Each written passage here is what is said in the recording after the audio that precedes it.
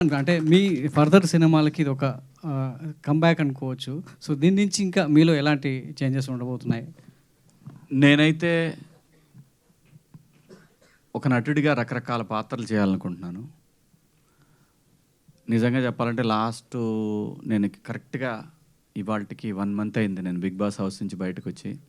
వచ్చిన దగ్గర నుంచి నాకు తెలిసి ఒక 8, 9 స్క్రిప్ట్‌లు విన్నాను. హీరోగానే వస్తున్నారు. కాకపోతే ఏందంటే రొటీన్‌గా కామెడీ అట్లా ఇవి ఉన్నాయి. బట్ ఒక్కటి మాత్రం కామెడీ హీరోగా చేసిన ఒక స్క్రిప్ట్. ఒకటి మాత్రం నెగెటివ్ క్యారెక్టర్ చేస్తున్నానండి.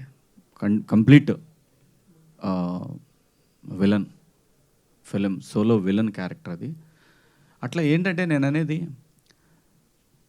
నాకు ఇంత గ్యాప్ వచ్చిన తర్వాత డైరెక్ట్గా హీరోగా సినిమా చేయాలంటే మళ్ళీ ఒక బ్రేక్ కావాలి. ఒక బ్రేక్ వస్తేనే చేయగలం. అలాంటిది #90s నాకు డెఫినెట్గా అటువంటి బ్రేక్‌ని ఇచ్చింది. సో ఇక నుంచి చెప్పాను కదండి ఇందాక, మంచిది అయితేనే సినిమా, ప్రతి వాళ్ళు పాపం మంచి సినిమానే తీయాలని వస్తారు. కొన్ని స్క్రిప్ట్ల దగ్గర ఇబ్బంది పడుతూ ఉంటారు. ప్రొడక్షన్ దగ్గరికి వచ్చినప్పుడు ఇబ్బంది పడతారు. స్క్రిప్ట్లన్నీ మంచియే, తీసేటప్పుడు అలాగే డబ్బులు పెట్టేటప్పుడే ఇబ్బందులు వస్తుంటాయి. దానివల్ల సినిమాలు దెబ్బతింటుంటాయి. సో అలాంటి ప్రాబ్లమ్స్ లేకుండా ఇప్పటివరకు అదే ఫేస్ చేశాను. నేను చేసిన 96 సినిమాల్లో హీరోగా ఒక 60 సినిమాలు పైనే ఉంటాయి నాయి. అన్నిట్లో కూడా చాలా వరకు అలాంటి ప్రాబ్లమ్సే ఫేస్ చేశాను.